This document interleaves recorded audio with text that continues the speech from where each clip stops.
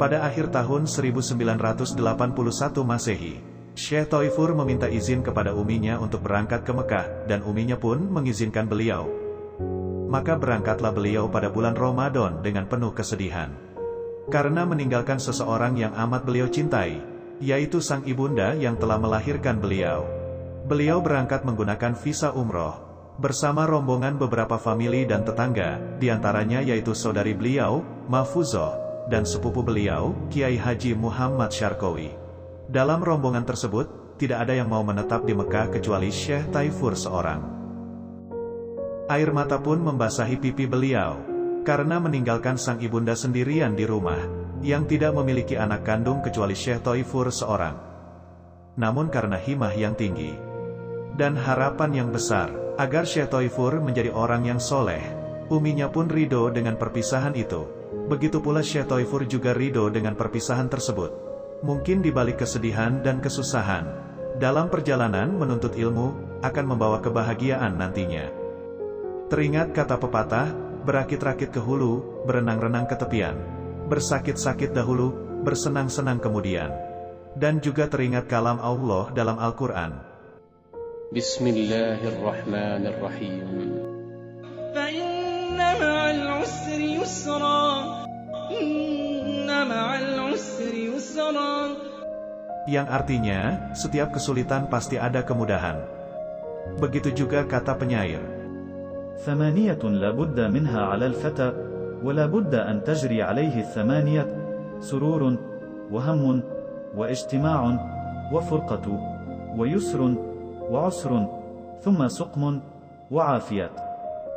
Yang artinya, 8 perkara pasti terjadi terhadap seseorang, yaitu kebahagiaan, kesedihan, kebersamaan, perpisahan, kemudahan, kesulitan, sakit dan sehat. Sesampainya di Mekah, setelah melakukan ibadah haji dan umroh serta ziarah ke makam Rasulullah Shallallahu Alaihi Wasallam, orang-orang yang bersama beliau kini kembali ke Indonesia. Kemudian beliau bersilaturahmi bersama Kiai Haji Said Abdullah Sumeneb ke kediaman Said Muhammad bin Soleh Al-Muhdor di Syubaikah. Beliau, Said Muhammad bin Soleh Al-Muhdor, sangat gembira dengan kedatangan Syekh Thoifur. Dan berkata, belajarmu di sini, sekarang adalah tanggung jawabku, maka jangan pergi kepada guru-guru yang ada di Mekah kecuali bersamaku. Aku ingin menyerahkanmu kepada Sayyid Muhammad Alawi Al-Maliki, atau kepada Syekh Ismail Usman Zain. Aku akan memikirkannya terlebih dahulu, selama sehari atau 2 hari. Setelah itu Syekh Thoifur pulang. Dan pada pertemuan kedua, Sayyid Muhammad bin Soleh Al-Muhdar berkata, aku telah memutuskan agar kamu belajar kepada Syekh Ismail Usman Zain.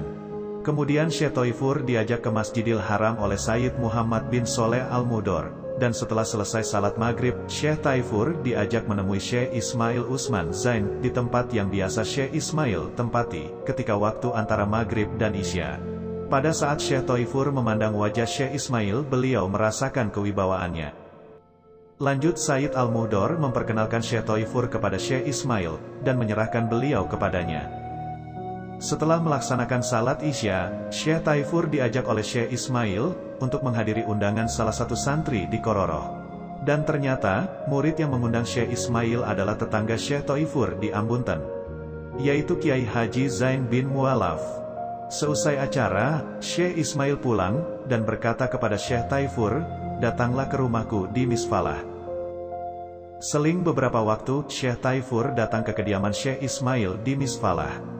Dan beliau diberi beberapa kitab yang akan dipelajari kepada Syekh Ismail setiap waktu subuh. Kemudian Syekh Ismail berkata kepada Syekh Thoifur, jika kamu ingin mondok di sini, maka aku sangat gembira. Dan jika kamu ingin tinggal di luar, dalam istilah Madura, nyolok, maka tidak apa-apa. Setelah mendengar tawaran Syekh Ismail, beliau pun bermusyawarah kepada teman-temannya. Dan mereka menyarankan, agar Syekh Thoifur nyolok saja kepada Syekh Ismail. Karena kalau nyolok itu memungkinkan Syekh Thoifur untuk belajar kepada guru-guru lain di Mekah. Oleh karena itu, Syekh Thoifur memilih untuk nyolok. Dan beliau tinggal di Ribat Naqsyabandi di Jabal Abi Kubais, yang mana sekarang telah dihancurkan, diganti dengan istana kerajaan Saudi Arabia. Beliau di sana, tinggal di kamar keponakan sepupunya, yaitu Kiai Haji Muhammad Jazuli Hashim, yang sudah lama tinggal di sana, beberapa tahun sebelum Syekh Thoifur. Setelah beberapa hari berkumpul bersamanya, kini Kiai Haji Jazuli pulang ke Indonesia, dan Syekh Taifur tinggal sendirian, ditemani oleh beberapa kitab.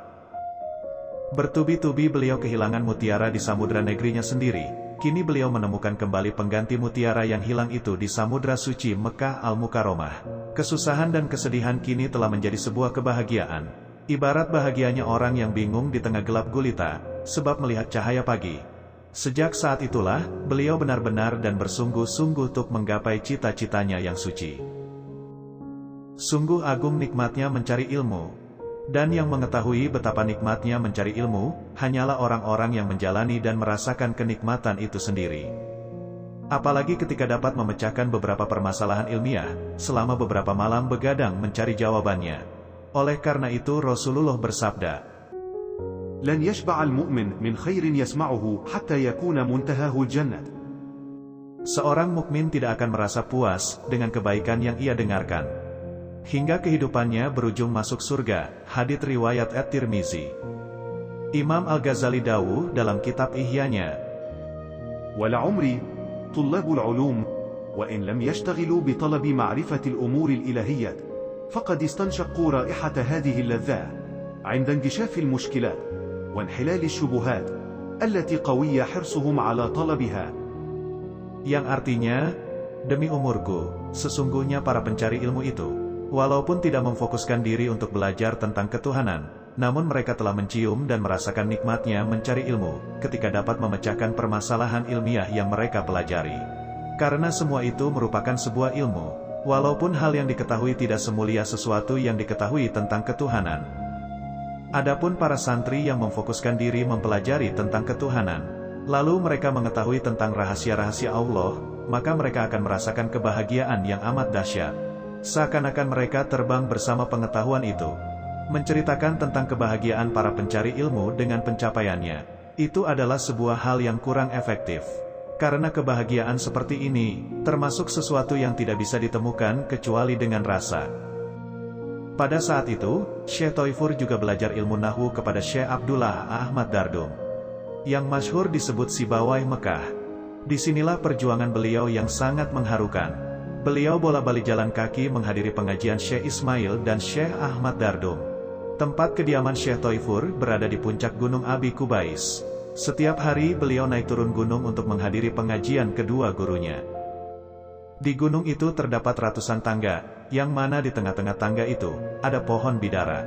Dan setiap orang yang menaiki gunung itu pasti istirahat terlebih dahulu ketika sampai di pohon bidara. Karena keletihan. Adapun jarak antara kediaman Syekh Taifur dengan Syekh Ahmad Dardum di Jarwal, sekitar 1,5 kilo. Dan jarak antara kediaman Syekh Ahmad Dardum dengan Syekh Ismail, itu juga sekitar 1,5 kilo.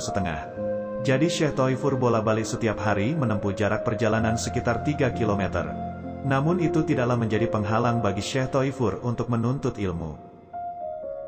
Pada waktu pagi, beliau pergi ke kediaman Syekh Ahmad Dardum di desa Jarwal, untuk mengaji kitab Syarah Ibnu Aqil dan Kifayatul Ahyar. Dan pada waktu sore setelah salat Asyar, beliau pergi ke kediaman Syekh Ismail di Misfalah sampai hampir maghrib, untuk mengaji kitab Nihayatul Muhtaj dan kitab-kitab lainnya.